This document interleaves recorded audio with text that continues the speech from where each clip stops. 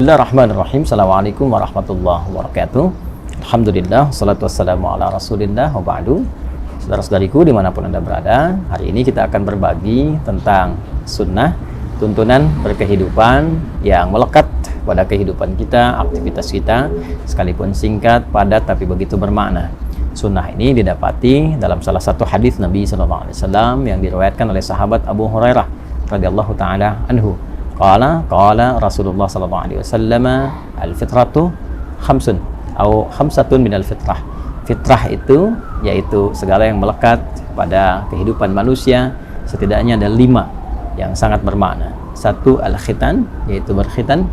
Yang kedua, al-istihdad, membersihkan rambut di sekitaran kemaluan. Kemudian yang ketiga, natful ibti, ya, yaitu mencabut atau membersihkan di bulu ketiak. Yang keempat, qasus syarib, yaitu menipiskan kumis. Dan yang kelima adalah taqlimul alfar, yaitu memotong kuku. Dari 5 hal ini kita akan mengambil satu untuk memberikan praktikal yang singkat dan mudah untuk dipahami, yaitu tentang memotong kuku. Dan melekat ini disebut dengan fitrah karena membersihkan, memotong, merapikan kuku adalah bagian yang menunjukkan tentang kebersihan yang memang menjadi bawaan fitrah manusia, cenderung hidup lebih bersih, lebih rapi, lebih indah, dan lain-lain sebagainya.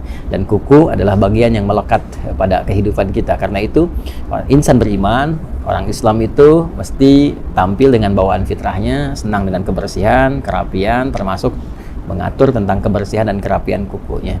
Dalam Islam diajarkan kita bagaimana cara memotong kuku yang baik. Para ulama memberikan praktikal atau tutorial singkat kepada kita, dan kita ambil salah satu di antara contoh yang disampaikan oleh para ulama terkait dengan perintah ataupun sunnah memotong kuku ini.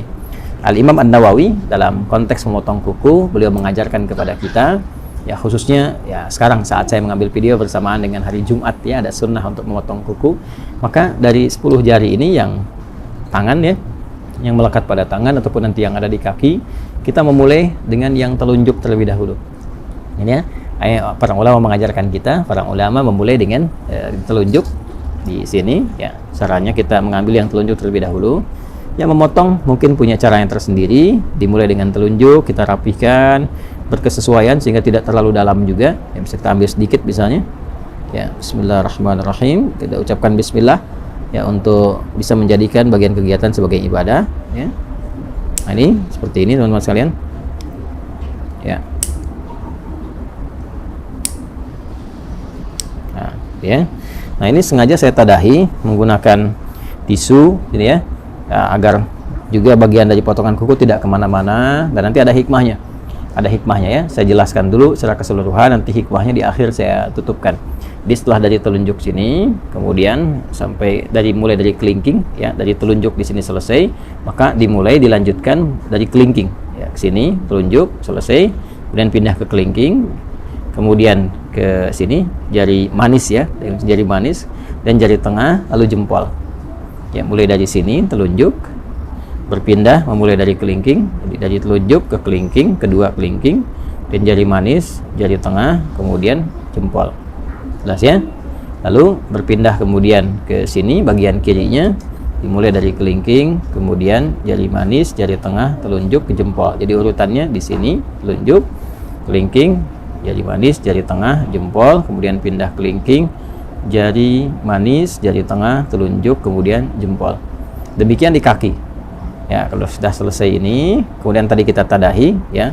Ini saya contohkan tadi satu yang telunjuk karena di hari Jumat saya sudah mendahulukan memotong keseluruhannya. Jadi saya urutkan saja tadi seperti tadi saya sampaikan. Jadi telunjuknya sudah, kelingking sudah sampai ke jempol, kemudian dari sini kelingking sampai ke jempol selesai, kita tadahi.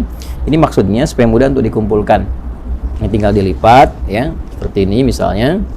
Dan dilipat. Nah, ada lagi asar. Asar itu jejak yang bisa kita dapati dari contoh-contoh ulama yang bersambung pada sikap-sikap mulia. Ya, biasanya nanti sampai ke sahabat atau sampai juga kepada Nabi Sallallahu Alaihi Wasallam. Nah, dari kalangan sahabat ada yang membiasakan seperti Ibnu Umar, ya, atau hadis-hadis, riwayat-riwayat yang disampaikan oleh Imam Sufyan Ats-Tsauri misalnya, ya, memberikan kesan kepada kita bahwa setelah selesai potong kuku ini akan lebih baik kalau bekasnya bisa dikuburkan. Ya walaupun bukan kewajiban, tapi dianjurkan untuk dikuburkan seperti rambut ya ataupun kuku dengan dua tujuan. Tujuan yang pertama adalah menghormati di bagian dari tubuh kita yang telah Allah ciptakan sehingga bisa menjaga kemuliaannya. Ini kan bagian dari tubuh kan, jaga kemuliaannya jadi nggak dilempar sembarangan. Walaupun mungkin kita bisa dilipat seperti ini, dibuang ke tempat yang layak gitu kan. Nah, itu sebetulnya tidak ada masalah juga, tapi akan lebih mulia kalau bisa dikuburkan, lebih bagus. Yang pertama takrim, untuk memuliakan pada bagian tubuh yang telah Allah ciptakan.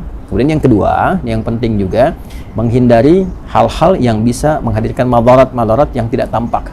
Ya, madarat itu hal-hal yang membahayakan kepada diri tapi tidak tampak. Seperti kebiasaan-kebiasaan tukang sihir misalnya, ya, atau hal-hal terkait magic yang seringkali menggunakan bagian-bagian dari potongan tubuh, khususnya rambut. Ya, ada juga yang terkait dengan kuku. Ada juga yang menambahkan secara fikih supaya tidak dijadikan sebagai bagian dari potongan-potongan untuk kepentingan-kepentingan lain. Seperti kalau rambut kasusnya jadikan bagian potongan-potongan, ada yang digunakan untuk pakai wig dan sebagainya. Nah, itu supaya tidak digunakan pada yang demikian, akan lebih bagus kalau dikuburkan. Nah, itu secara singkatnya, potong kuku, bagian dari fitrah. Hikmah fitrah itu menjaga kebersihan, tampil lebih rapi dan indah, dan dimulai dengan susunan yang tadi telah disampaikan, diakhiri dengan alhamdulillah, diniatkan sebagai ibadah, dan mudah-mudahan selain tampil indah, elok, rapi, juga berpahala di sisi Allah Subhanahu wa taala. Al-Hidayat. Assalamualaikum warahmatullahi wabarakatuh.